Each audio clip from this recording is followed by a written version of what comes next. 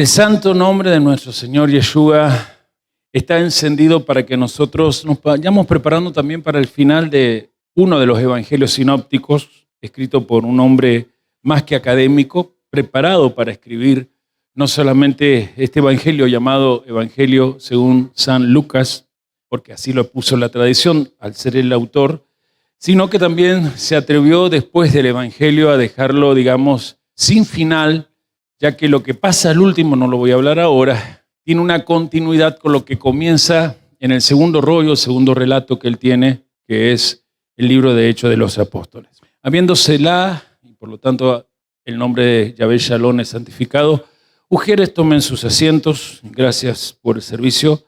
Y quería yo entonces hoy hablar de algo que me parece importante hacer, por muchas cosas que noto positivamente que aquí hasta se han aprendido de tal manera que ya no se habla en español, no se habla en hebreñol, pero tengo miedo que se nos vaya quedando el griegoñol, por decirlo de alguna manera, ya que he escuchado de una u otra forma, en diferentes circunstancias, perfectamente a veces describir en distintos discursos de ustedes, los que yo he visto y escuchado, la palabra homotumadón, que se traduce generalmente y desde el libro de los Hechos con una expresión en español. ¿Alguien me puede ayudar con la palabra homotumadón? Más fuerte que no las escucho, hermano. Unanimidad, decimos, yo cuento hasta 3 y lo grita. El griego homotumadón, traducido al español es 1, 2, 3, unanimidad. Pero quizás, y por ello y desde ello, me convendría a mí ir a una intencionalidad más amplia y profunda, y más extensa, que tiene este autor llamado Lucas. Y quiero hablar de esa intención que aparece hacia el final del evangelio de quien acabo de nombrar, del médico y doctor Lucas, hermano de alguien que ustedes deben conocer. ¿Quién ha leído la carta del apóstol Pablo a Tito?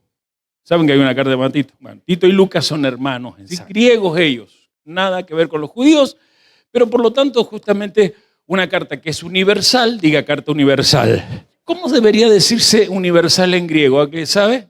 Dígalo entonces sin miedo a que los hermanos les tiren una piedra. Es una carta católica, sí, es una carta para todo el mundo, una obra, tanto el Evangelio de Lucas y muy especialmente el Evangelio de Lucas, y asimismo el libro de Hechos. Pero habla de una salvación que salió de los judíos. El apóstol Juan, cuando escribe su evangelio, diferente a Marcos, diferente a Lucas, diferente a Mateo, que en semanas más lo iniciamos, en el encuentro de Yeshua con la mujer samaritana, justamente queda claro que Yeshua mismo dice, la salvación viene de los judíos. ¿De dónde viene la salvación?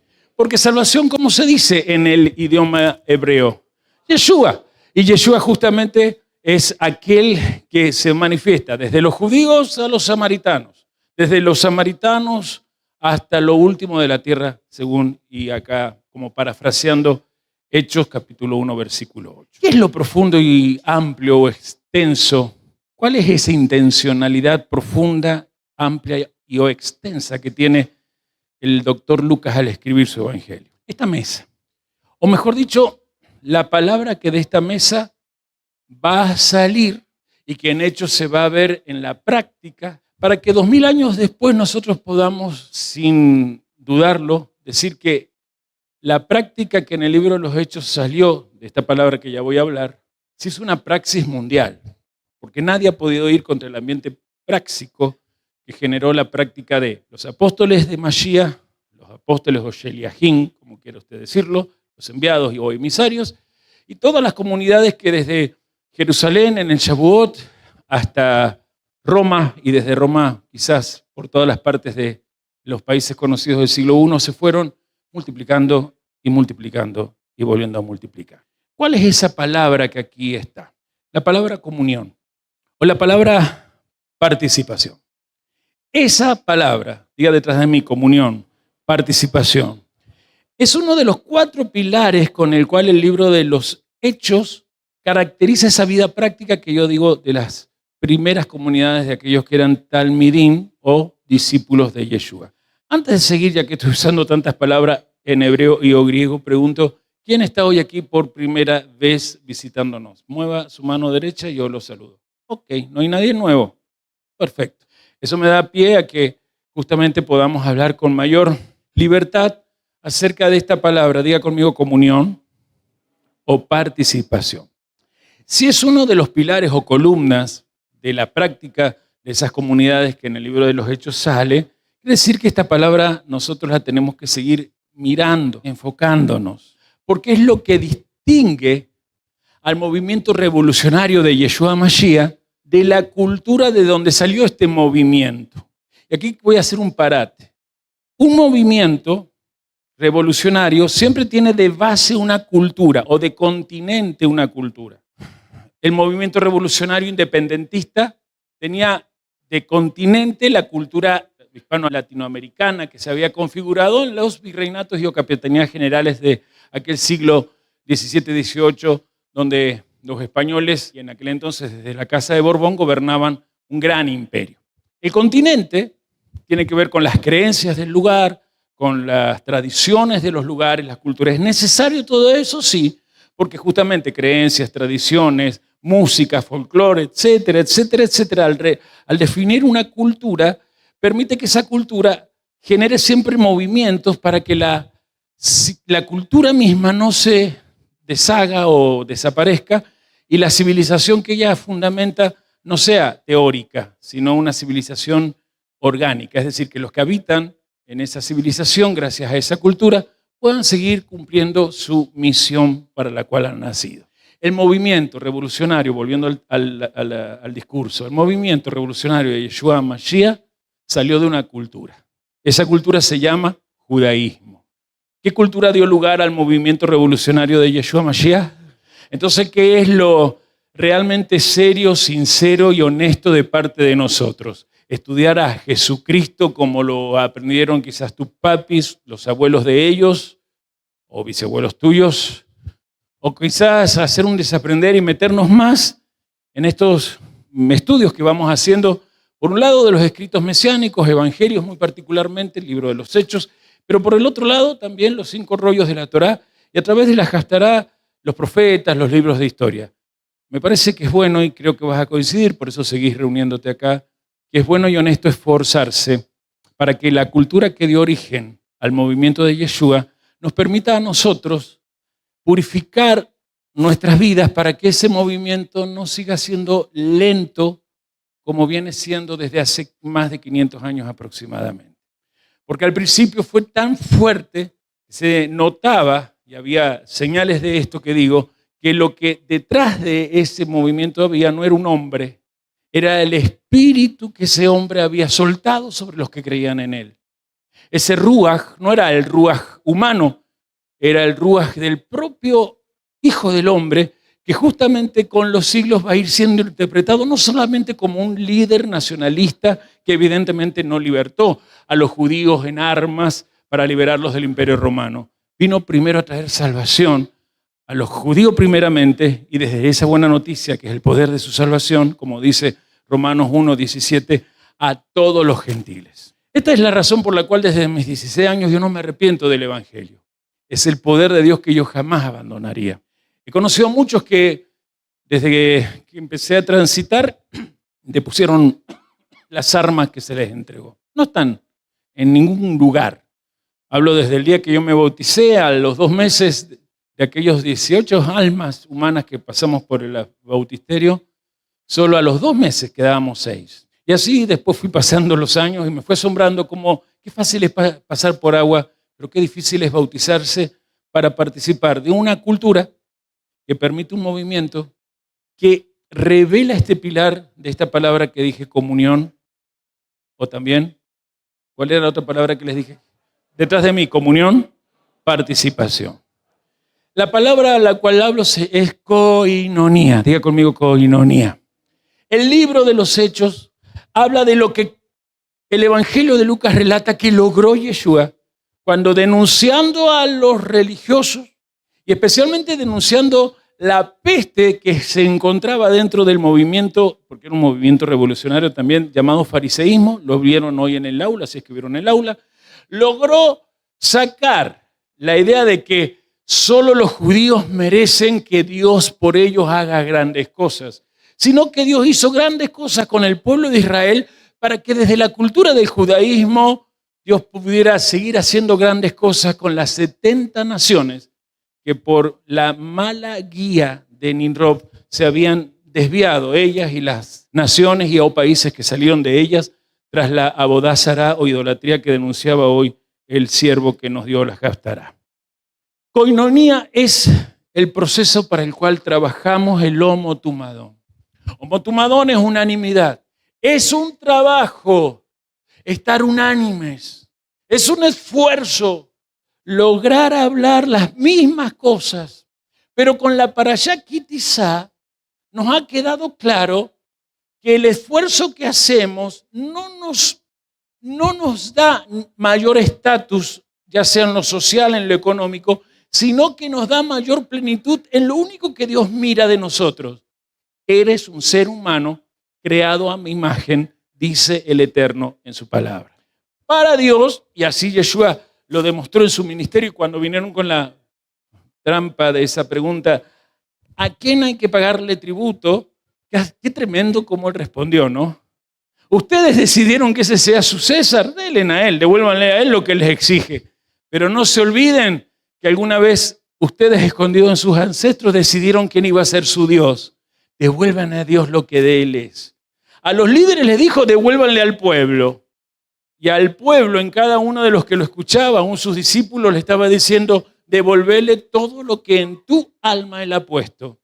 Desde tus aptitudes, pasando por ende por tus talentos, capacidades, distintos tramos de inteligencia, tus técnicas, tus conocimientos. No puede quedar solo moviéndose para tu supervivencia, porque el sistema de la abodázara o idolatría es hacer que vos, en vez de sentir que tu alma debe unirse a aquel que te envió aquí, tu alma debe unirse al Señor que a este sistema gobierna. Y no hablo de los presidentes actuales, sino el que tentó a Yeshua, según los evangelios de Mateo y Lucas, en el desierto, el oponente, el adversario, y pretende hacer que cuando tu alma pase de aquí, en vez de ir al tribunal del Mashiach, donde estarán las verdaderas recompensas, simbolizadas en el tema de coronas, pases derecho 1000 años después de la primera resurrección a lo que se conoce, según el libro de Revelación, como la segunda resurrección, y allí no vayas al tribunal de Cristo Mashiach. Pases al trono, delante del trono blanco, donde justamente se abren muchos libros y todos los tribunales que están junto a él hacen por última vez lo que se hace en Yom Teruah. Esta vez se abren los libros, pero ya no hay más Yom Kippur. Allí hay decisión final. Corriste tras tu supervivencia individualmente en tu razón atmut, deseo de recibir solo para ti mismo. Pues bien, aquí están las obras positivas y negativas que hiciste. Aquí están los fracasos y los éxitos que lograste. Fracasos en los que caíste, éxitos con los cuales te la alabaron muchos. Pero acá, en este otro libro, está ausente tu nombre. Y allí será el crujir y el llanto. El propio maestro lo dice. Y solo porque la gente no quiso aceptar la propuesta de que la buena noticia no tiene que ver con una mesa intoxicada en el siglo IV, ensuciada e impurificada en el siglo V y a partir del siglo VI, raptada, robada en su enseñanza, para que desde el siglo VI de nuestra era común hasta ahora, la gente, tanto los que van y comulgan con las distintas organizaciones y estructuras religiosas de Roma, como las hijas de Roma, cuando vienen a ese pan y a esa copa, piensan en yo, luego en yo y en tercer lugar en yo. Entonces quiero hablar de koinonía, comunión y participación de todos los bienes. Eso significa la palabra griega, anote koinonía. Quizás si la gente es rápida y puede fabricar un cartel o encontrar un dibujo con koinonía en griego y español, les puede ayudar. Seguramente va a aparecer en las pantallas, son rápidos ellos para hacerlo.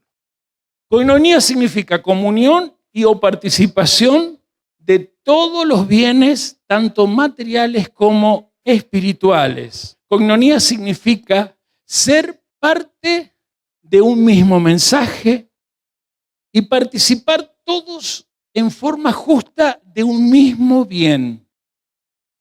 Por eso es que los esenios era una secta salida de la corrupción que estaba en el templo, donde los falsos saduceos, los que eran descendientes de un Sadoc del siglo II antes de nuestra era, del siglo II, sí, después de los macabeos, se hacían llamar saduceos porque ese se llamaba Sadoc, pero no venían del Sadoc, sumo sacerdote muy especial y particular en la época del rey David y el reinado de Salomón. Un sumo sacerdote que cuando justamente el rey Salomón gobernaba, se aseguraba que en toda la tierra de Israel solo hubiera justicia. Aquellos esenios que sí descendían de aquel Sadoc que estoy describiendo, se van a vivir al Qumran, un lugar de lo que se conoce como el Mar Muerto, que hoy nos ha bendecido a ustedes y a mí, porque se encargaron de trabajar copiando y copiando todos los rollos de sabiduría que explicaran a los profetas o explicaran a la Torá. De allí ellos se encargaron de conservar casi intacto el verdadero libro de Enoc, no el que anda por las redes, que es una cosa diabólica hecha por los masones. Pero una de las cosas que ellos tenían era la idea del homo tumadón, es decir, vivamos en unanimidad hasta que venga el maestro de justicia y por medio de él nos dé el secreto que hay allá arriba en el cielo de los cielos, donde el maestro de justicia junto con Yud-Heh-Vah-Hei son uno, son Ejad. Y justamente Yeshua nace en una comunidad con una cultura que desde Sinaí debería haber aprendido a trabajar su alma con esfuerzo para que las leyes físicas, desde la unidad nacional, desde la unidad de una nación que trabajaba en disciplina para ser promocionada a convertirse en un reinado sacerdotal, pues bien, ese Yeshua del que estoy hablando, que nacido en esa cultura, nació en una época donde más el individualismo de los idólatras reinaba, aunque todos los judíos, guiados por estos corruptos sacerdotes, los saduceos y los herodianos, celebraran Pesaj, guardaran Shabbat y fueran a sus sinagogas. De Pesaj hacían el conteo del Omer, y como todavía los saduceos eran los que tenían experiencia en la fiesta, el Omer caía siempre un primer día de semana porque se seguía el Shabbat, como dice Levítico 23. Cuando cae el templo y se apoderan de la emuná los fariseos, obviamente ellos creían que no, que el conteo del Omer es el 16 de Nisan, implantaron esto que tiene el judaísmo, por eso Shavuot les cae cualquier tiempo. Sigamos. Hacían Yom Teruá, ayunaban en Yom Kippur, construían sobre sus casas cabañas con las ramas que ustedes conocen del Sukkot. Danzaban con los rollos de la Torá de cada sinagoga por toda Jerusalén cuando venía Shemini Atzeret. Sin embargo, y aún con Hanukkah y Purim, todo este pueblo, especialmente el que habitaba la tierra de Israel, se caracterizaba por ser individualista. Primero los sacerdotes, punta de la pirámide. Segundo los fariseos, las sectas de ellos, escribas, los nobles, los ricos, los que eran terratenientes, pero no vivían ni en Jerusalén, ni en la tierra de Israel. Dejaban mayordomos que eran injustos, dejaban esclavos y se iban a vivir a Roma para hacer mansiones igual que los romanos, para ir a los mismos saunas que los romanos y en las fiestas peregrinar. Total, tenían todo el dinero para pagar. Aprovechaban la fiesta para ver cómo estaban sus latifundios funcionando y luego se iban. Y en Israel aparecían viudas que se morían de hambre, cada vez había más huérfanos que eran vendidos como esclavos.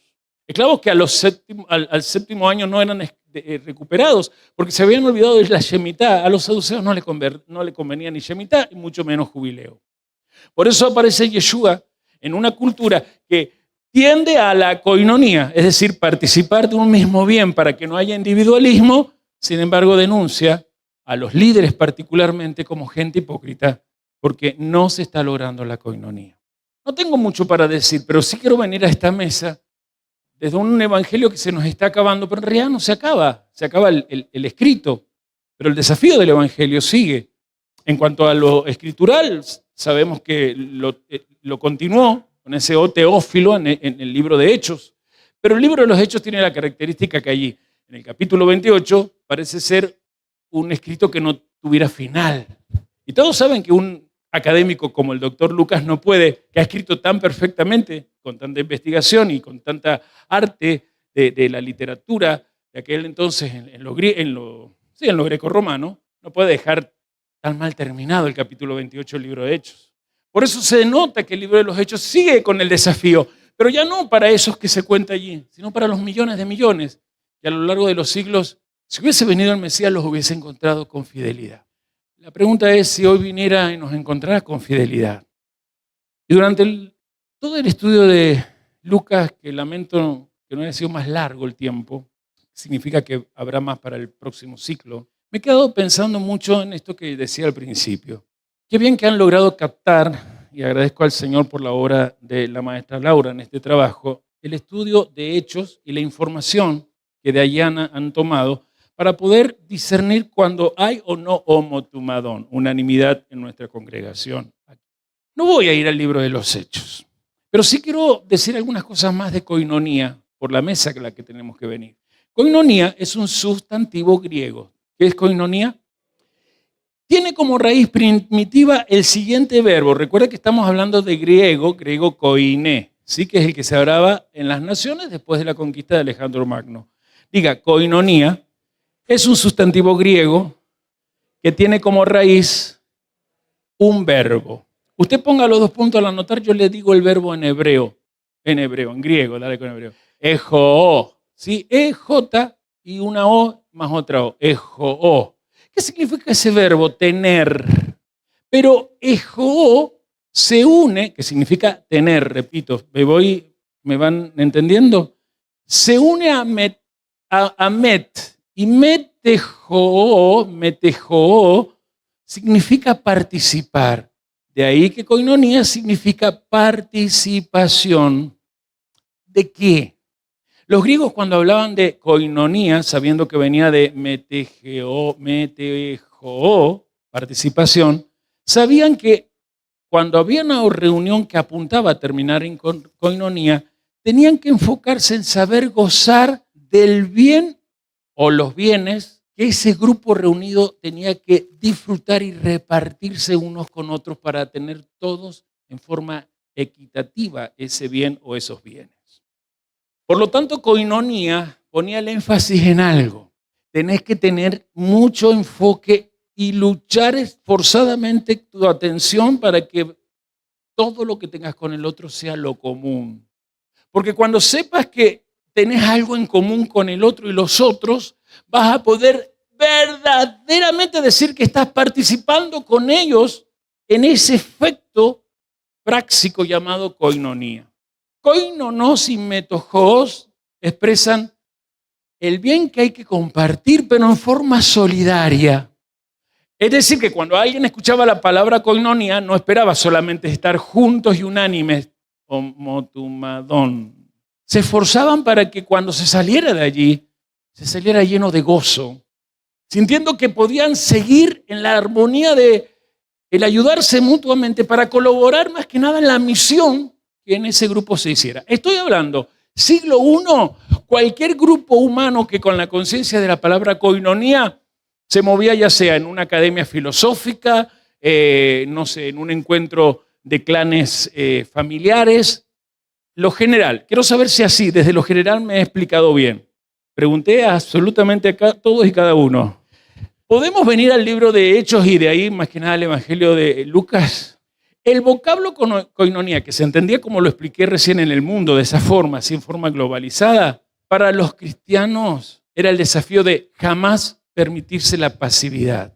Era un llamado a una actividad constante de guerra, sabiendo que ellos no tenían luchas contra otros seres humanos. Su lucha era contra principados, potestades, gobernadores de tinieblas y huestes de maldad. No necesito decir que eso que está en Efesios capítulo 6, versos 11 y 12, habla de entidades que se organizaban en forma jerárquica para, desde los líderes mundiales, tener a las masas del mundo en esclavitud.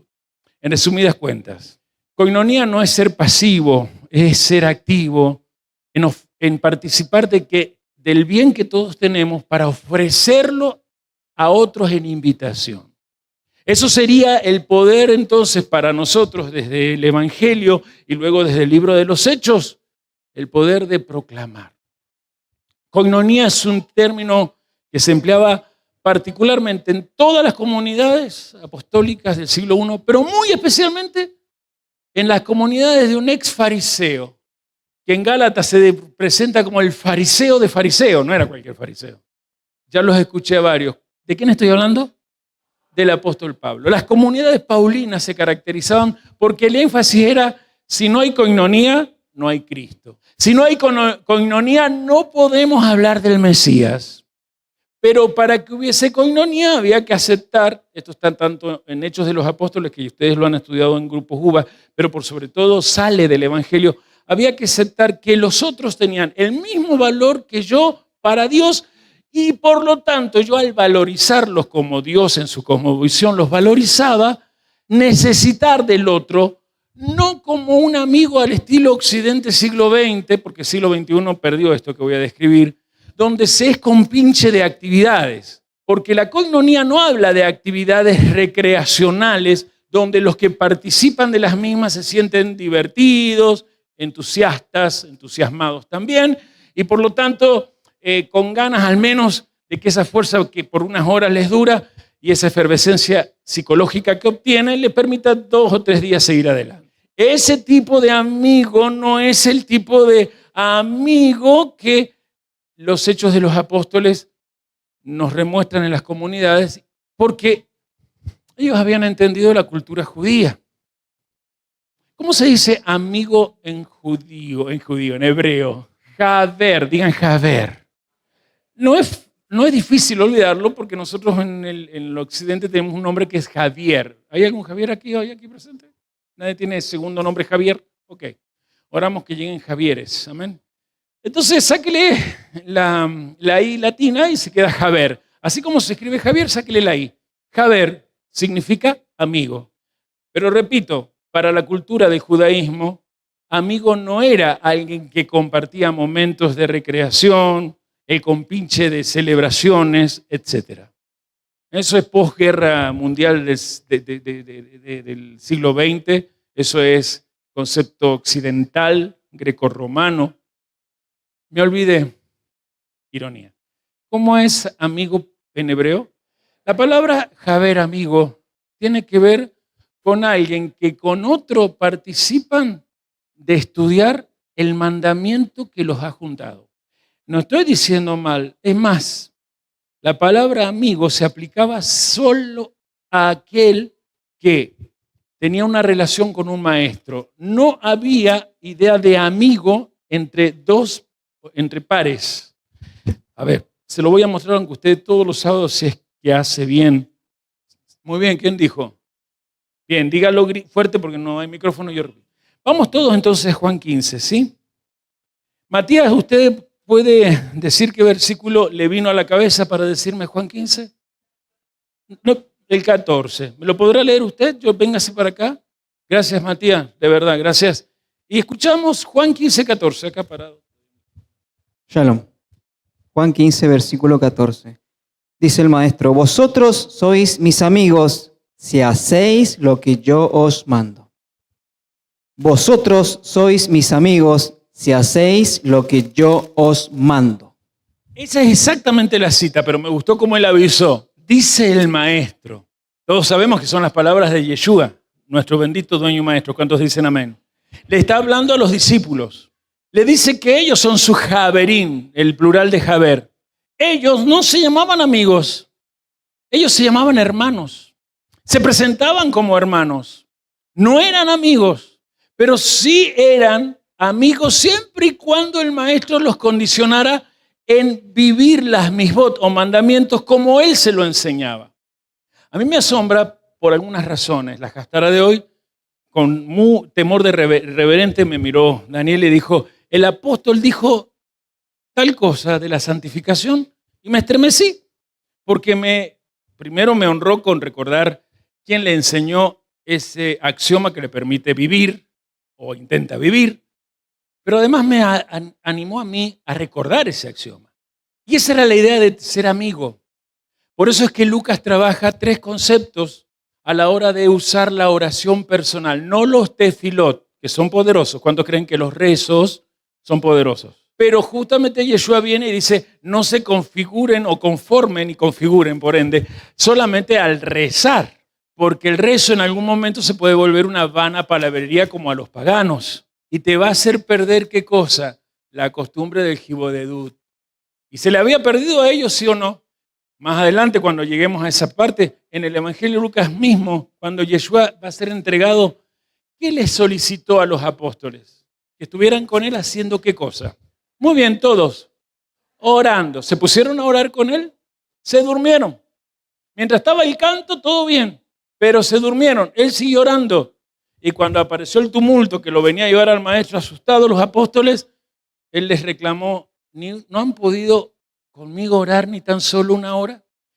¿Qué le está reclamando? ¿Ustedes no han sido capaces de hacer Jibodedut? Esa oración personal que gracias a los rezos hace que vos sepas por dónde guiar tus propias palabras. Y el Jibodedut permite que cuando vas a tu creador lo veas como un app, como un Jaber y como un Shofet. Diga conmigo, app. ¿Quién puede traducir esa palabra hebrea? Digan todos, padre. Diga conmigo, Jaber. ¿Quién puede traducir la palabra hebrea Jaber? Amigos. Muy bien. Diga conmigo, Shafet. ¿Quién se anima a traducirla? Juez. Una de las formas de decir juez. Hay otras más que no las voy a trabajar ahora. Pero quiero llevarlos a este secreto de tribunales celestiales. Tribunales que todos los días se abren a tu favor. Se abren para que tus deseos se cumplan. No me importa la edad que tengas. Si tenés como varón más de 13 o de mujer más de 12, ya tenés deseos que el cielo quiere cumplir. Porque los deseos que tenés vienen del cielo inspirándote. Levanten la mano los que están en el Mesías. Entonces es necesario que borremos de nuestra mente las palabras españolas que nos hacen pensar en padre, pero no en alguien a emular. Porque en la cultura del judaísmo, de donde salió el movimiento revolucionario de Yeshua, el padre era alguien que había que emular, especialmente los varones en su técnica de oficio. De tal manera que estuviese el padre vivo todavía, o quizás ya no estuviese, ese hijo o esos hijos varones pudieran hacer las mismas obras que ese padre hacía al usar técnicas que manejaban las leyes físicas y transformaban el mundo desde cualquiera sea el oficio que ejercía. ¿No me estoy explicando bien? Entonces, cuando tú digas padre, primero plantéate desde el estudio de la Torá si cuando dijiste padre ese día estás totalmente de acuerdo en que lo vas a emular a él. Porque si no emulas a Dios en su oficio de hacer que lo sobrenatural ocurra aquí en el mundo natural, vas a estar buscando emular a seres humanos cualquiera sea. ¿Aló? ¿Alguien puede decir ay, ay, ay, como acabo de escuchar por este lado? Ahora, cuando yo voy a Dios, tengo que entender que Él no se presenta simplemente como el que tiene la técnica y que yo obligado lo tengo que emular, porque no es fácil emular a un oficio. Nosotros no estamos acostumbrados a esto, pero a ver, ¿quién es de los que está aquí el oficio que tiene lo ha adquirido de su papá? Levánteme la mano. Bien, esto que acabamos de ver, en el caso específicamente de Nicolás, era más normal en una congregación allá en el siglo I o en cualquier lugar del grupo humano del siglo I. Pero por favor escuchen, si cuando yo voy con el Jibodedut al Creador y le digo Ab, lo que le estoy diciendo no a él, sino a todas las esferas que están escuchando mi momento de acercarme con tanta confianza, es que ese día estoy dispuesto a emular su oficio. Y su oficio es uno solo, lo acabo recién de decir. ¿Cuál es el oficio de Yud Het Bad Hei? No, ese no es el oficio. Acabo recién de nombrarlo. Cuando yo me presento tan confiadamente ante él, ese no es oficio.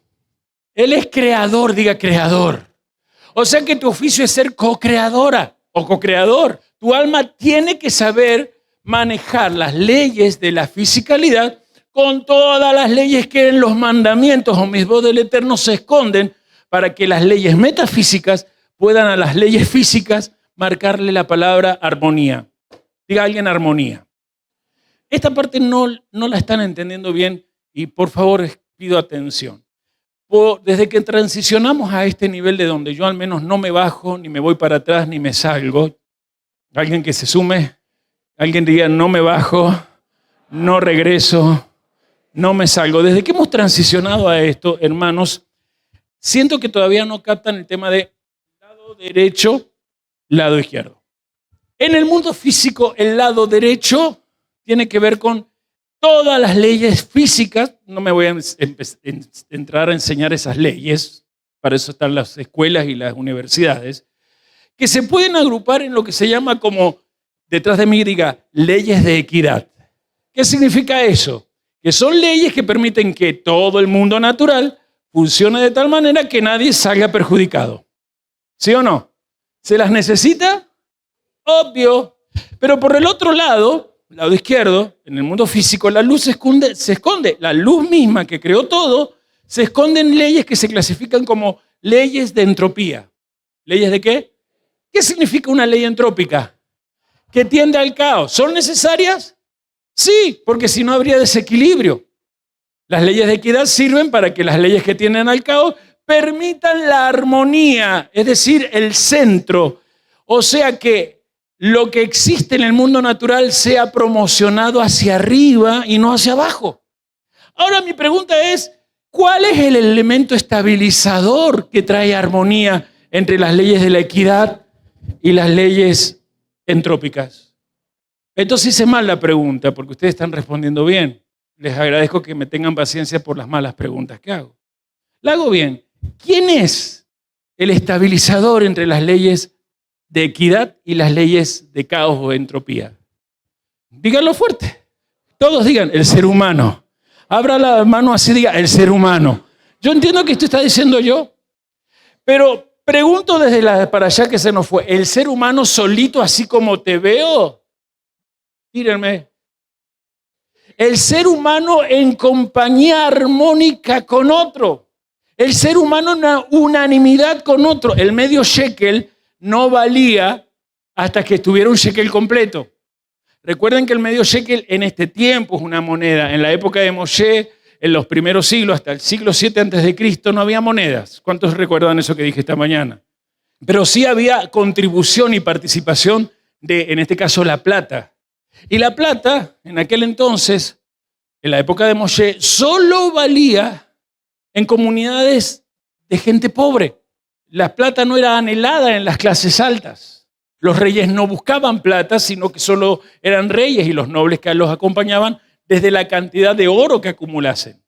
Pero los pobres sabían que con la plata podían lograr muchas transacciones, encontrar muchas oportunidades que a la larga de la vida le iban a traer el oro. Pero los pobres entendían que la plata en un solo ser humano no era muy valorada. Pero si éste encontraba sociedad perfecta con otro, y no hablo de alma gemela, sino hablo de una, lo voy a decir en hebreo, de una expresión hebrea que es alma raíz. Diga conmigo alma raíz. Grite de nuevo alma raíz. ¿Qué es el alma raíz? Aquel que yo siento que le interesa participar conmigo de los mismos bienes de los cuales yo cuento. ¿Qué bienes cuento? Primero, un llamado de linaje cósmico. Emular a mi Padre, siendo el estabilizador, el disyuntor entre estas dos fuerzas poderosísimas de la derecha, leyes de equidad, fuerzas poderosísimas de la izquierda, leyes de caos, y yo en el medio, haciendo que las dos convivan para que el mundo, en vez de ser lo que hasta ahora es desde que nací, sea mejor a causa de que yo, hablo de vos, alguien que se señale, yo, el mundo sea mejor y más humano a causa de que yo he nacido. Pero eso no se entiende si solo estudiamos la Torah en el medio shekel, porque a ver, Yeshua vivía en una época donde estudiaban o no estudiaban las parashot que usted y yo estudiamos. ¿Conocían los secretos del cielo que vamos aprendiendo nosotros? Sí, mejor que nosotros, ¿o no? ¿Cuántos saben eso? Sin embargo, vivían como los romanos, individualmente, en competencia uno con otros, en guerra los unos con los otros. Y hoy quiero entonces decir que el núcleo del Evangelio de Lucas es esta mesa, porque luego, y gracias a la buena noticia que Lucas escribe, se da la descripción de la koinonía en el libro de Hechos. Y nos vamos a ir para allá. Quiero saber si hasta ahí le he explicado bien. ¿Cuántos dicen, entiendo para qué nací? Solo hemos trabajado la palabra padre, algo de la palabra Javer o Javerín, amigos, y nos falta el tema de Irá. Jafet, declaro sanidad porque veo que por ahí hay algunos que andan congestionados. Los declaro sanos ustedes porque a mí no me toca. Jafet o juez, creo que lo voy a tocar hoy, pero primero necesito desde App y desde Javer, llevarte a vos a analizar cómo estás orando en la mañana, si es que estás orando. Porque en una de esas lo que estamos viviendo y lo que hemos vivido en esta última semana es un llamado de Dios a todos, me incluyo, a que analicemos cómo estamos con nuestro Jibodedut. Porque a lo mejor decimos Padre, pero desde ese subconsciente que en vos, por la sociedad, la crianza, etcétera, la cultura romana occidental, le llevó a decir Padre a alguien que no actuó como tal. O a lo mejor sentimos que Dios es amigo, pero desde eso que escuchaste en gente más grande que vos, y que todavía se sigue escuchando en esa gente, no, el barba es mi amigo. Yo cuando voy, yo sé que el flaco me acompaña, el barba siempre conmigo está. ¿Para qué voy a ir a una iglesia? Si ahí van los hipócritas. Bienvenido si usted quiere venir, porque con un hipócrita más vamos a ser muchos. Pero claro, la palabra amigo, la palabra padre en nuestra cultura, en tu historia, en mi historia, a lo mejor no es tal cual como ahora te la estoy explicando, que era en la cultura del judaísmo. Desaprender eso ya es mucho. Así que me vengo a Hechos 2. Pero si estamos con el Evangelio de Lucas, ¿quién te dijo que el libro de Hechos no es también lo que inspiró al Evangelio de Lucas? ¿Quién te dijo que el Evangelio de Lucas no tiene continuidad en Hechos? Porque en Lucas vemos a alguien que solo es roch o cabeza, pero en Hechos vemos a muchos alguienes que se hicieron cabeza del mundo, pero todos en homotumadón, unanimidad, para lograr la coinonía. Hechos 2, 42 y 43. Y perseveraban. Ay, qué palabra más anti-siglo XXI. Creo que los jóvenes de acá en este instante se están sintiendo mal porque no saben qué significa esa palabra. Y perseveraban en la doctrina de los Sheliahim, apóstoles. En la, atención, comunión. ¿En qué? Comunión. Márquela, resáltela ahora, porque allí, si puede sacar una línea con su lapicero, hay que poner koinonía. Leo entonces de nuevo, y perseveraban en la doctrina de los apóstoles, en la comunión de unos con otros, en el partimiento del pan y en las oraciones. Y el 43 dice así, y sobrevino temor a toda persona, y muchas maravillas y señales eran hechas por los apóstoles. Estos apóstoles son los 12. Aquí no está incluido Pablo o Bernabé, que en algún momento es nombrado como apóstol, o Silas y algunos otros.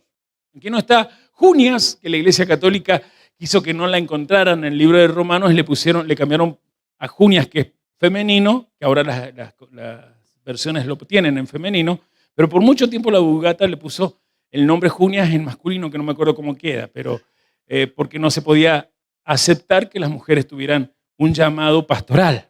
Como que hay muchas congregaciones que sí tienen esas cosas, ¿no? Alguien que diga aleluya por nosotros. Miren esto que acabamos de leer. Esto se va a repetir en muchos lugares porque esta es la vida de las primigenias comunidades. Desde acá lo vamos a ver muchas veces. Pero no quiero hablar de hechos, quiero hablar de este núcleo central. Y especialmente el versículo 42. Eran perseverantes en, diga conmigo, didajé. Fuerte, didajé. Eso es enseñanza. En la didajé de los apóstoles, en la koinonía, diga conmigo koinonía. Eso significa comunión y participación. Y en la, diga conmigo, atención, voy lento, klasei, diga esa palabra, klasei, con K de kilo, klasei, tou, T-O-U, tou, artón, partimiento del pan. Aunque klasei, tou, artón también se puede traducir como la participación del bien mayor partido con justicia o debido a la justicia. Por eso a eso se le llamaba Eucaristía. A ver, repito, la didajé, detrás de mí dígalo, la koinonía y la Eucaristía, que se llamaba klasei tou aurtón al principio, pero luego en el siglo II ya se le llama Eucaristía. En hebreo se lo conocía en el templo como el Corbán Todá. ¿Alguien entiende? Corbán Todá es acercamiento de gratitud. En el griego es Eucaristía, pero se lograba desde este klasei tou artón, partimiento del pan. Entonces, la didajé, la koinonía, la Eucaristía eran las tres actividades fundamentales de cualquier comunidad que cree en el poder del Espíritu Santo derramado en Shavuot, allí en Sinaí. repetido en la misma experiencia de lenguas que se pueden ver y hablar en Hechos 2, y que llevaba a que justamente toda la gente que los miraba tuviera temor.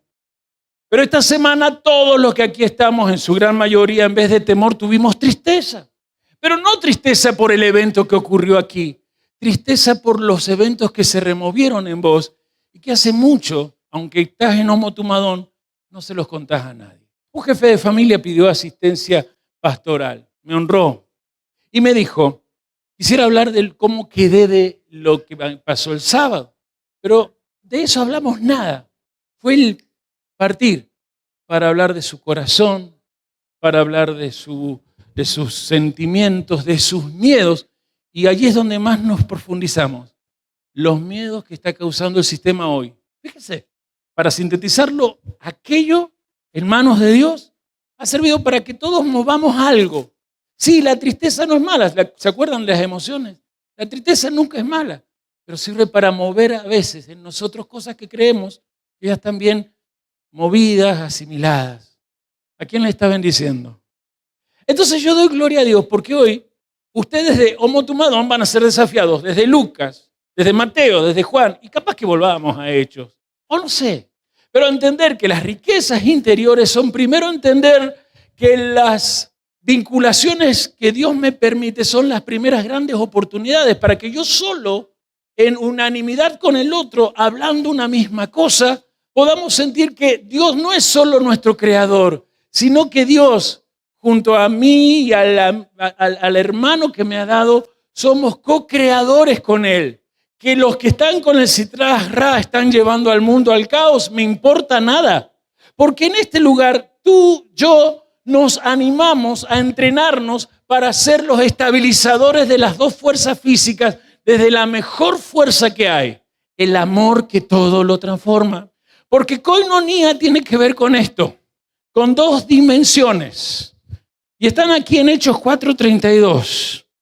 Esto sale, esta es la práctica del Evangelio de Lucas, Hechos 4:32. Yo lo había cerrado, así que vuelvo a abrirlo. Lo leo. Y la multitud, ¿qué cosa? La multitud de los que habían creído eran de un solo corazón y de una sola alma. ¿Alguien lo acaba de escuchar? Y ninguno decía ser suyo propio nada de lo que poseía, sino que tenían todas las cosas en koinonía de nuevo. Por favor, no me mires ni me oigas. Necesito que observes y me escuches. Estas dos dimensionalidades que acabo de leer son tremendas si nos ponemos a trabajar, porque siempre aquí han existido. Por eso siempre cuando llegas te decimos que un día tenés que vivir seminario de vida. Porque el lugar donde aprendes a ser capacitado para la boda, el servicio de tener a Dios como Padre, es decir, imitar su oficio, es decir, ser co-creador, es decir, hacer que las leyes naturales se sometan a lo sobrenatural que de vos sale. Estas dos dimensiones sí las practicamos y no quiero que se pierdan. Lo hablo aquí para Mendoza, lo hablo aquí para General Madariaga, lo hablo aquí para Santiago de Chile, lo hablo aquí para Río Cuarto, lo hablo aquí para Río Tercero, lo hablo aquí para las naciones, lo hablo aquí, desde aquí, para cualquier hombre, parezca el preámbulo de la Constitución, de buena voluntad que quiera caminar en el reino de Dios, que es lo sobrenatural. Diga conmigo, dos dimensiones, un solo corazón y una sola alma. O sea, que si había un solo corazón, sus pensamientos no eran diferentes en cuanto a la fe que les había sido dada. Y sus sentimientos no eran diferentes en cuanto a la esperanza o tikvá que la fe les alimentaba.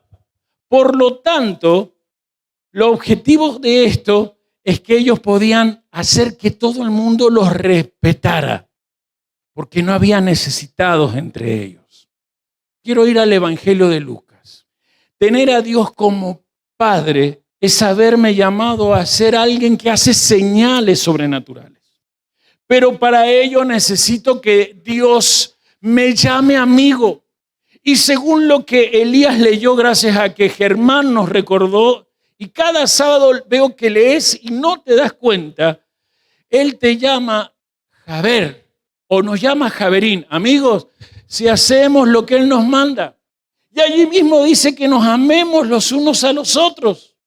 Y el amor es justamente la sustancia propia de lo sobrenatural para que exista la verdadera fe. Hay amor a Jehová, uno se perfecciona en la fe. Nadie es perfecto, pero todo es perfectible. Y especialmente en lo que permite la koinonía, que el Espíritu Santo a los temperamentos los transforme. Porque, que me corrijan los psicólogos presentes, los temperamentos son los elementos necesarios de nuestra alma para que el subconsciente no nos siga limitando.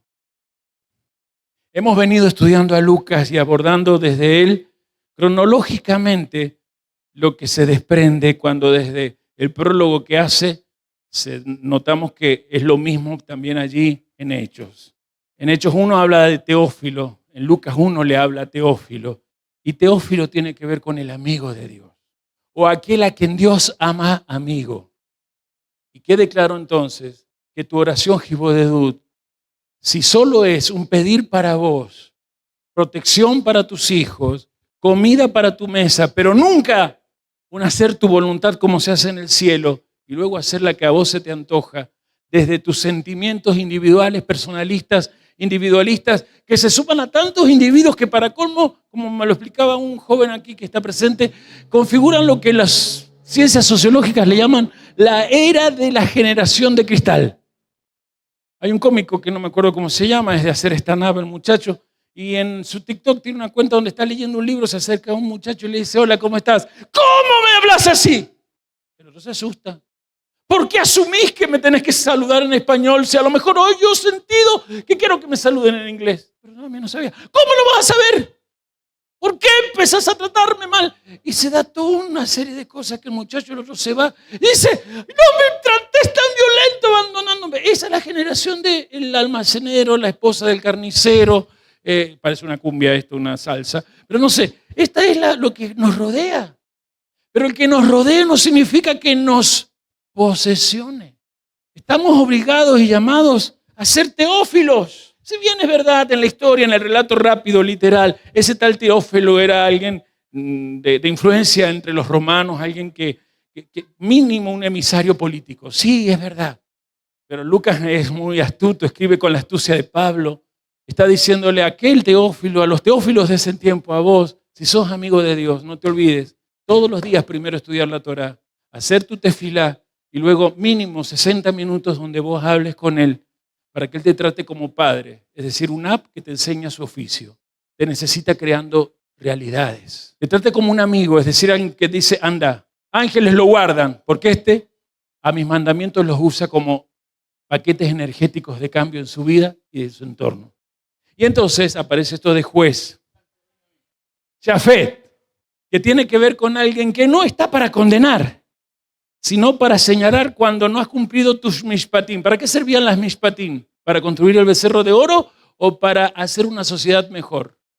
¿Para qué servían las mishpatim? ¿Para no tener esperanza? No, es que el líder que tenemos no vuelve, se murió. Sí, yo vi al príncipe de la muerte, salían las profetisas todas, estaba dando vueltas por el monte. Yo me acuerdo cuando el príncipe de la muerte saltó mi casa, dijo otra señora, y a mi hijo, gracias a la sangre del cordero que mi marido había puesto en la puerta, no lo mató, pero yo vi cómo salía la mujer llorando porque esa sombra mató a su primogénito. Sí, y porque todos hablaban la Shonjara de lo que les pareció que podía estar pasando, en vez de estar estudiando la Mishpatim para apenas bajar a Moisés, pasar a la tierra prometida y hacer una sociedad justa. Construyeron el becerro de oro. ¿Con qué? Con lo que mejor les parecía. Los varones, mis aritos en honor a no sé qué muerto que me recuerda, y todo lo que después a Israel se le prohibió. Hoy estamos aquí para que, en vez de que se nos prohíba cosas, nos demos cuenta que Yeshua, en el Evangelio, lo que enseñó, también lo había hecho. Y lo que hizo y enseñó, le dijo a todos, vaya y hágalo. Cuando estuvimos viendo Lucas capítulo 12, vimos el versículo 21 que dice, Recuerden que esta es otra versión, recuerden que el que atesora riqueza solo para sí y no se enriquece en el orden que Dios establece. Y entonces esa frase, dije, ¿cómo es esta frase de esta versión? Y me vine a Lucas 12, 21, acá en la Reina Valera, porque no me sonaba así. Creo que les conté que el primer evangelio que yo, en noviembre de 1992, apenas menos de un mes convertido, estudié en la Sociedad de Jóvenes, fue el Evangelio de Lucas, porque las uniones juveniles se sentaban a estudiar libros de la Biblia. Sandra, ¿me equivoco? No hacían el chocolatito, el regalito, no es que esté mal, pero hoy parece ser que no fui, estuve más aburrido, no había banderines, no se disfrazaron de nada. Esas son las sociedades juveniles de hoy todas. No sé si a la Genes le cae el poncho, pónganselo porque se vienen días fríos. Cuando vengo aquí a Lucas 12, 21, lo hice porque justamente cuando leí esta versión que he escrito acá, digo, no, a mí no me suena así. Y acá dice, así es el que hace para sí tesoro y no es rico para con Dios. No me suena igual. Porque acá dice, así es el que atesora riqueza solo para sí y no aprende a enriquecerse en el orden que Dios le ha establecido. Me gusta más así. O sea, hay algo que me pasó con Reina y Valera y Chapó, le saco el sombrero porque se animaron a traducir el texto poco que tenían griego, en un tiempo donde se perseguía en España a cualquiera que lo hiciera. Miren, esta es la conclusión de una parábola, no sé si lo han visto, ¿no es cierto? La parábola del rico necio. No la leo porque la leímos el sábado pasado. Hay un hombre rico que acumula la cosecha en graneros, sin embargo, esa misma noche, ¿qué va a pasar? Le vienen desde el cielo a pedir cuentas y su alma va a dormirse y su espíritu va a volver a Dios. Pero a la vez es introducción a lo que sigue, porque todo lo que sigue es, no se afanen. Le dijo luego a sus discípulos, es decir, a los que le va a llamar amigos, es decir, a vos y a mí, le dijo a sus talmidín, por tanto, les digo, no se afanen por sus vidas, que andarán comiendo, ni por el cuerpo que vestirán, es decir, no sean sobrevivientes al sistema reptiliano. La vida humana es más que comida y el cuerpo humano es más que vestido. Y cuando nosotros saltamos esto, y se acuerdan que fuimos al 33, el 33 dice, vendan lo que poseen, den limosnas, háganse bolsas que no se envejezcan, tesoros en los cielos que no se agote, donde el ladrón nunca llega, ni la polilla destruye. Y me gusta el 34, porque donde está vuestro tesoro, allí estará también vuestro corazón. Y sabemos que en hebreo corazón tiene que ver con esos límites que en tu conciencia te impiden avanzar hacia lo que en tu inconsciencia Dios puso desde que estabas en el vientre de tu madre. ¿Qué puso en tu inconsciencia cuando eras un feto, un bebé feto? La certeza de que si su Torah allí mismo te estaba instruyendo en su propósito, cuando nacieras no iba a haber nada ni nadie, ni evento alguno que impidiera que la Torah te transformara en alguien que puede estabilizar las fuerzas de la derecha, equidad, con las fuerzas de la izquierda, las entropías, para que en vez de caos o mala distribución, porque si las leyes de equidad existieran, realmente tendríamos que hablar de física, también a la larga terminarían en el caos. Pero para que no se mezclen las leyes, en el medio hay alguien que las manipula con conciencia de he nacido para que este mundo sea elevado a mejor planeta, sea más humano y pronto así se acelere en mis días la llegada del Señor. La queja acá es cuidado cuando acumulas riquezas que no participas con nadie. Por un lado, rápido, ya sé que muchos están pensando en solo riquezas económicas. Sí, habla de la condenación del que acumula en lo financiero y acumula y no reparte. Pero para nosotros habla desde más adentro. Cuidado con acumular tanta riqueza y no compartirla. Me atrevo, no le pido permiso a este jefe de familia, pero decir otra parte de la conversación que tuvimos que a mí me edificó. Me di cuenta, voy a parafrasear, pero algo así dijo él. Me di cuenta, dijo este jefe, que a la larga lo que he hecho es acumular información y quizás por eso hoy no siento la alegría de presentarme ante Dios, porque es solo información y buenas conclusiones. Es como, y dijo esto, como que reflexiono, pero ya no me lleno. Y yo le corregí una cosa, y se los corrijo a todos. Acá conozco a todos, la gran mayoría, por lo que he trabajado, saben hacer conclusiones de la palabra del Señor. Pero no confundan el saber inteligentemente generar una conclusión para escribirla, para leerla, para quizás pensarla en la noche, que sería meditar, a generar una reflexión. Esta semana en Kitizá una de las cosas que aparece es el lavacro. Y ahora yo voy aquí a abrir esto, ¿no? Le voy a poner agua, enseguida les voy a pedir a los ujieres que por favor la llenen para hacer enseguida bien el acto. El lavacro habla de gente que podía mirarse y una vez que se miraba se valoraba, porque el problema nunca está en el rostro para entrar a la presencia de Dios. Si el rostro siempre habla de para qué fuiste creado, sos el Mishkan, sos el que puede reflejar a Dios. El problema de los sacerdotes, ¿a dónde estaba? ¿En su rostro? ¿En sus manos? ¿O en alguna otra parte de su anatomía corporal? En los pies. ¿Cuál problema tenían en los pies? Por el cual había que lavarse en el lavacro. Ellos se miraban, andaban descalzos, bien, y ahí en el tabernáculo, ¿qué problema había? Estaban llenos de arena. Está bien, díganmelo.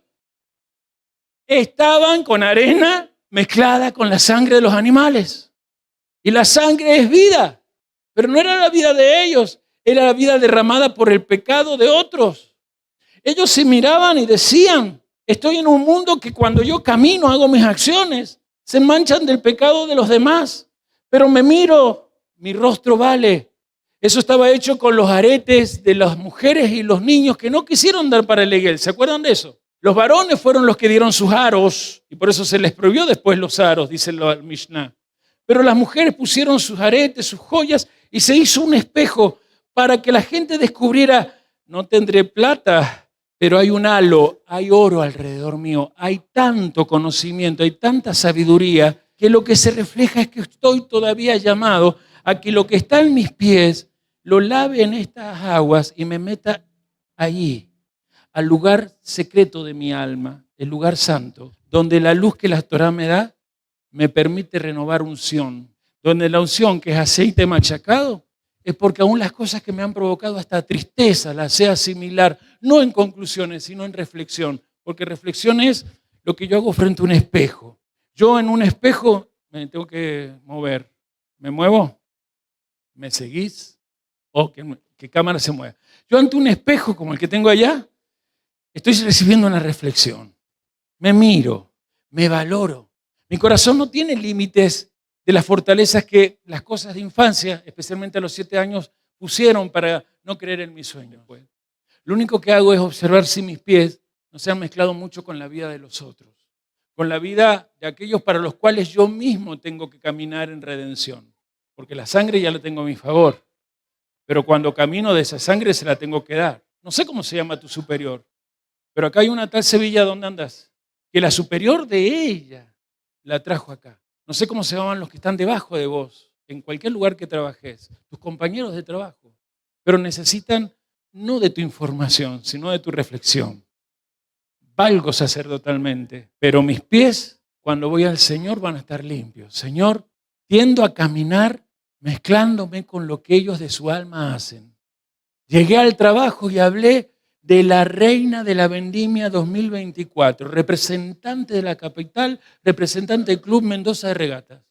Porque están locos los socios del club que quieren que sea la reina de la vendimia, no sé qué gana. Y empezás a hablar o del discurso del presidente a las 21:30 horas en pleno Shabbat.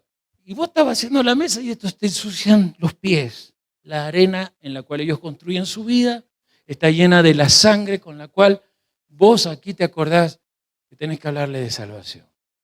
No puedo meterme en lo profundo de la coinonía, pero sí puedo seguir en lo profundo que siempre esta palabra, en las profundidades que siempre esta palabra me hizo a mí andar. Julio y Nora están enfermos, veo a Rebeca por allá, creo que Rebeca no, está cada día más linda mi hermana. A lo mejor ellos se acuerdan, está Laura que llega también después, Esteban que nos visitaba ahí a sus 16 años, pero esta palabra siempre marcó las mesas. Tener en común todo. En aquel entonces, pobres, donde ninguno llegaba en auto, hasta que llegó un Renault 2, primero un Falcon. El Falcon de Cataldo llegó antes, no, primero tu Falcon. Un Falcon y luego un Renault 12, la misma persona. Pero no era el estatus, era la coinonía. Imperfectos todos. Podría nombrar a la familia Pardo, hermosa, pero con sus temperamentos e imperfecciones. Podría nombrar a los Vivolian, amorosísima para mi vida, llena de imperfecciones temperamentales. Me nombro yo, nombro y honro la memoria de la Luisa. Sin embargo, nadábamos en la coinonía, a tal punto que un día compramos, ¿cuántas salchichas para un evento con niños? No sabíamos torar, compramos salchichas, sí. 200 salchichas, porque más o menos en el comedor por aquel entonces teníamos 70 niños. Ellos iban a invitar a sus amigos para el festival de niños, como el que hacemos todos los años. Habíamos pedido el colegio del barrio Belgrano, creo que se llama, bueno, colegio del barrio Belgrano, para hacerla fácil. Y bueno, ahí hacíamos el evento. Calculábamos que iban a llegar 140, 150, bueno, hagamos 200. Iba a haber otras cosas para comer, obviamente. Pero usted sabe que un chico, más en aquella época, hablo de las décadas 90, le dabas un pancho y era, especialmente en estas zonas, era todo. Había una comunidad de pocos, nosotros los que nombré, los Muñoz, los Narváez, gente que no entendió los procesos de cambio a algo mayor en cuanto a lo doctrinal, gente que a lo mejor, como muchos de ustedes, no tuvo esa capacidad de transicionar, no, pero esto no, ay, pero esto, no importa, pero en el momento lo poco que entendíamos bajo la unción del Espíritu Santo era servir a los demás. Ah, no aclaré eso. Compramos 200 salchichas hasta donde nos dio el dinero. Llegaron los niños, empezamos a contarlos, eran más de 200. Llegaban más niños, ¿cuántos eran? 400 niños en total contados así, uno por uno. Llegó el momento de los panchos. Los niños más grandes vieron cuando, porque sabían que iba a haber panchos, salían de la cocina las hermanas con las bandejas. Como pirañas, pirañas de pancho. Las hermanas se asustaron, vinieron, no sé qué acto se estaba haciendo, payasos, no sé, no me acuerdo qué estábamos haciendo. Me dicen, estamos con tal cantidad, se acabaron, no hay más. Y había muchos niños que no fueron, especialmente los chicos, niños pequeños. Y Dios me dijo, la coinonía del trabajo va a permitir coinonía en los niños. Que en Lucas se destaca el tema de los niños. Paré todo con mi voz así, gruesa, mala, que algunos dicen, por lo cual algunos ni se animan a mirar a los ojos. Y le hablé a los niños, les conté el caso, por supuesto reté a los más grandes, les hablé de para qué nos ha reunido Cristo en un festival, le hablé de coinonía, le hablé de comunión. Había mandado a toda la cocina y a todo el equipo de trabajo para el festival en sí a orar. A los que trabajaban con niños les pedí que se quedasen. Y los desafié con el pasaje de la multiplicación de panes y peces. Esos 400 niños se agruparon más o menos por edades con algunos de los que allí estábamos y empezaron a orar y pidieron perdón, clamaron, volvieron a pedir perdón, clamaron y nos fuimos a la cocina. Con las pocas salchichas que había en la olla se preparaban panchos y se sacaban. Se preparaban panchos y se sacaban. Se preparaban panchos y se sacaban. Se preparaban panchos y se sacaban. ¿Cuántas veces comieron en ese festival pancho los chicos? Mínimo 2 por cada uno, los más chicos. Pero hubo otros que comieron 3, 4. Lo bueno que eso que fue un domingo, Día del Niño, nos sorprendió porque ya los niños no querían más pancho. Pero el otro día, además del menú del comedor, allá en el barrio Dorrego, se iban a sus casas con 2 panchos cada uno. Y lo bueno de eso, que cuando volvíamos a la cacerola, teníamos salchichas para que al otro día los niños se fueran con 2 panchos cada uno. Pero el secreto no es ese milagro de multiplicación. Es el mayor milagro, lo profundo, la coinonía. ¿Aprendiste un motumadón? Qué bueno que lo hablas bien. Pero esta mesa es para coinonía. Espero y he sentido que esto servirá para un antes y un después, dijo el espíritu de profecía desde la boca de un hombre. Temperamentalmente como yo, quizás con muchísimos cambios más todavía para hacer. Pero qué bueno que te tenga a vos y vos me tenga a mí. Qué bueno mi medio shekel con el tuyo. Porque entonces Dios no nos cuenta 1, 2, 3 chicas, 1, 2 varones, no. Cuenta 1 shekel, 2 shekel, otro shekel más. Ahí hay otro shekel. Va haciendo valoración del equipo binomial. El secreto de los binomios tiene que ver que 2 pueden hacer que algo cambie en el mundo. 3 aceleran la presencia del Mesías para que el mundo sea más justo. 10 aceleran que Yahvé se encargue de hacer que todo un grupo de personas conquiste una ciudad y que la ciudad sienta el gozo que los cielos le están reclamando que clamen. Mi Mendoza no tiene gozo desde el 2020 para acá. Mi Argentina no tiene gozo desde el 2020 para acá. Hay fiestas todas, habidas y por haber, pero por eso Argentina ha elegido mal presidente. Alguien que tiene el gozo de sentirse que él es la figurita admirada por el mundo. Alguien que puede hablar de no sé qué cosas, pero estoy convencido que no habló de lo más necesitado, lo que más se necesita. Y aquí vale, los más necesitados. No me importa lo que el presidente hable, no me importa lo que mi rey de reyes siga hablando desde tu forma de comulgar aquí.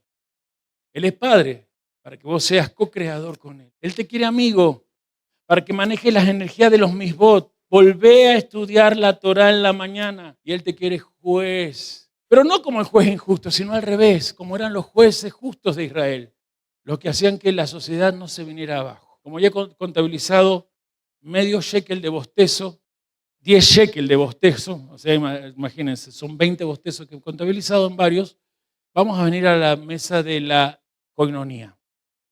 Pero vas a tener que primero pensarlo al otro como parte de vos. Estaba con una familia ministrando esta semana y de repente cuando justo Dios me permite explicarle al alma que en ese momento necesitaba captar el por qué el pan es importante y que estaba confesando su problema que tiene miedo a adaptarse, a acercarse a la gente, justo en ese momento el Sitraj Isra nos distrajo con alguien que intervino con otra cosa y me quedé yo solo explicando lo del pan, que muchas veces se lo he explicado. Primero voy a hacer lo que hay que hacer. Lo hizo Yeshua. Bendito eres tú, Yahvé, Dios nuestro, creador soberano del universo, que extraes de la tierra el pan. Y antes de lavarme las manos y hacer el partimiento, yo quiero contarles que la explicación es esta. Tomo este pan, lo voy a sacar del partimiento, no lo vamos a usar porque es de ejemplo. Miren, por favor, y espero que esta vez nadie interrumpa la tremenda enseñanza. Porque no la aprendemos. Y cuando no la aprendemos, siempre vamos a interrumpir esto. De algo parecido a esto se sacó, de un grano parecido a alguno de estos se sacó la espiga que estoy tocando. Cuando C24 dice que es necesario que el grano caiga al piso, muera y cuando brote lleve mucho fruto. ¿Está bien? Pero no nos quedamos ni con la espiga ni con las gavillas. Las gavillas se cosechan para algo grande. Bicurín, ¿se acuerdan Bicurín? Cuando se sacuden las primeras gavillas, se elige para hacer harina y con la harina fabricar panes para los reyes. En ese momento cada grano empieza a ser triturado, procesado y en esa molienda aparece la harina. Luego esa harina no queda allí, empieza a ser por un maestro panadero procesado, mandado al fuego, sacado del fuego para que quede este pan. Aquí está quizás muchos granos de alguna gran gavilla que salió o granos de distintas gavillas, no lo sé, pero quiero que todos escuchen. Aquí está David Nesher, por acá anda Laura Arco, Alexis Garrido, Sergio Quiroga, y si quieren que los nombre a todos se va a hacer largo. Cada uno de ustedes sienta que está en este pedazo de pan. Pero Yeshua dijo que active mi memoria de que este pedazo de pan es su cuerpo que por nosotros es partido. Significa que todos los que están acá, y estoy nombrando, cuando yo lo parto y empiezo a comer, la verdad que no me saluda tal hermano, pero lo asimilo. Sabe bien, estoy pensando, sabe bien. No me gusta sentir el olor a tal persona, pero sabe bien. En Cristo sabe bien. Lo asimilo, lo acepto, lo ingreso, le doy la bienvenida. Iba a cometer pensé que me iba a dar permiso, Señor, pero el Señor me dijo, no intoxiquen más ese lugar. Iba a pedir a los de multimedio que tomaran o buscaran una foto de alguna catedral y el famoso crucifijo que hay en cualquiera de ellas. Y las enfocaron. Porque he descubierto que muchos de ustedes comen el pan pensando en el yeso del crucifijo. No logran entender que el pan es que representa ese muñeco de yeso, ya murió hace 2000 años. Murió, se levantó y dice el libro de Hebreos que subió con él muchos hijos. ¿Hay alguno de esos hijos acá? Me presento. Entonces, si comemos pan es porque nos asimilamos, podemos perdonarnos, podemos volver a empezar. Porque en el instante que lo tragué, no hay manera que esto yo lo regurgite porque sería espantoso ese acto, saben cómo se llama, y eso no haría jamás que todo volviera a ser un grano individual o una espiga individual, no. Una vez que el proceso de la coinonía comenzó, no existen individuos individualistas. Pregunté si había nuevos porque a partir de ahora va a haber una modalidad nueva.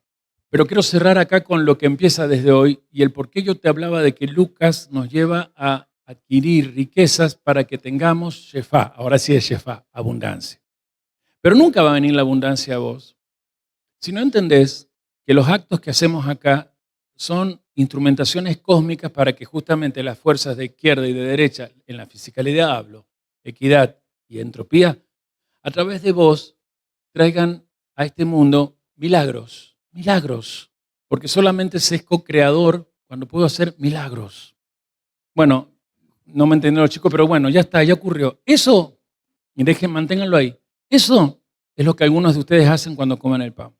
Y por causa de esta visión personal, cada uno a su manera, pero personal de muchos de ustedes, quizás nos viene pasando hace rato cosas que no deberían ocurrir en la asamblea. Cuando yo subo de nivel de nefesh, sangre de animales que en el lugar con Dios no se acepta, animalidad, sensorialidad, no me traigas a la hora de orar, lávate los pies. Entra en Neshama.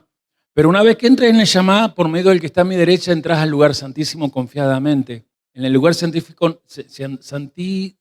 no te veo como te ve la ciencia, un individuo biológico. No te veo como Adriel, yo como Matías o Verónica. No. Aunque vos en tu lugar secreto te sentís único y solo, como lo sos, en el lugar santísimo vos entras con todos tus hermanos y a todos los escucho en el mismo valor que les he dado a través de la sangre que afuera del santuario se derramó, no de animales, sino del Hijo del Hombre, el que a mi derecha dice, todavía tiene tiempo de ser procesado. Quizás con esto los grupos uvas sirvan para evangelizar, para hacer la barca que le prestan al Espíritu Santo que ha dejado Yeshua, para tirar la red, no porque el regente de misional del ministerio y la red denominacional pide que haya actividades. No, las actividades son pensadas en base a la red que ese barca llamado Grupo UVA necesita hacer para que los amigos de esa muchacha que trabaja en la fábrica, que está allí en el Grupo UVA, o la maestra que no sé en qué escuela da clases, o el mecánico que no sé con cuántos clientes habla, para que ese discípulo, talmidín que está en ese Grupo UVA, pueda con ideas traer a todos ellos ahí y no estar hablando de la tristeza que le causó a fulano la separación con mengano o del divorcio que todavía perengana no puede olvidarse cuando el que la dejó por otra se le presenta no sé cómo y no sé cuánto. A partir de ahora vamos a volver a lo que eran las comunidades primigenias. A los que estaban frente a las congregaciones, apóstoles, se los valoraba por el querigma y por la didaje, su proclamación y su enseñanza. Y se los respetaba como padres. Yo no voy a hacer apología de mi paternidad, pero sí puedo hacer defensa del espíritu que a mí me puso a los 16 años como hijo de Dios y por medio de ese tal Guillermo Malona que yo les comenté, aprendí el secreto del yugo y de la cruz diario. Ustedes rápidamente han podido elaborar conmigo cosas que yo por años tuve que elaborar solo, porque en la iglesia donde estaba no se enseñaba esto que Guillermo Malone, doctor en teología, enseñaba en el seminario. A partir de ahora la persona que no avise los sábados que va a faltar, como tengo aquí en mi celular, bueno, está ahora en el auto, vos lo tenés.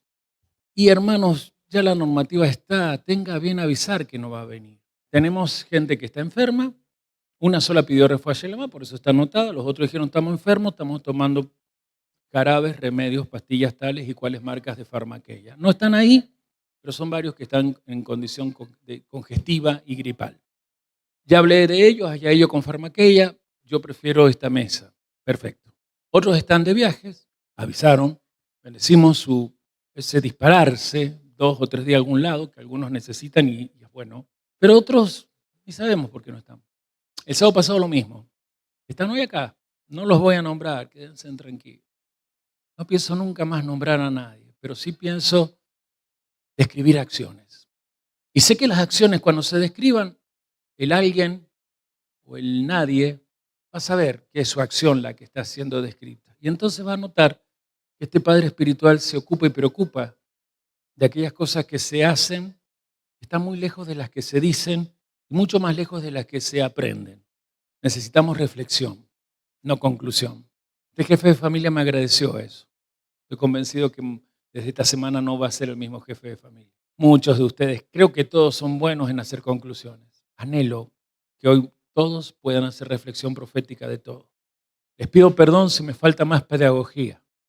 Les pido perdón si yo también soy llamado amigo de Dios y tengo que aprender más mitzvot.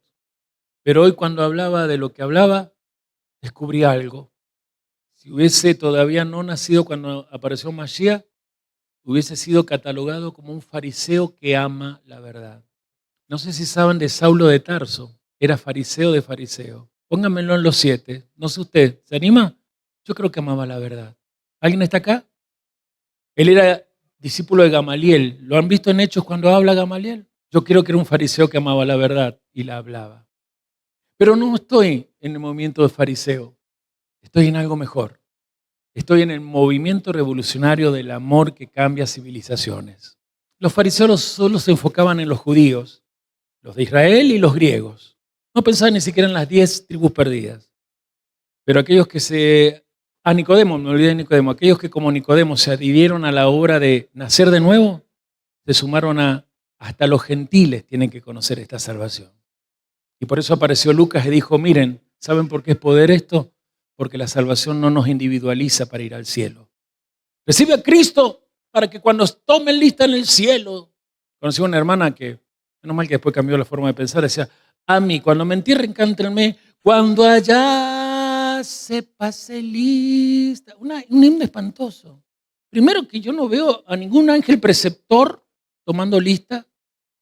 A mi nombre yo feliz responderé. Individualista total. Aquí hay coinonía. Jessica, señálame exactamente en dónde te encontrás vos con Sofía en este momento. ¿Estás segura que estás acá? No puedes señalar dónde estás. Esteban, señálame dónde estás aquí con Sandra y tu mamá. No puedes señalarme. ¿Estarán? ¿Estás seguro que estás? Quizás estás mezclado con el Godoy o con el Juan José o conmigo.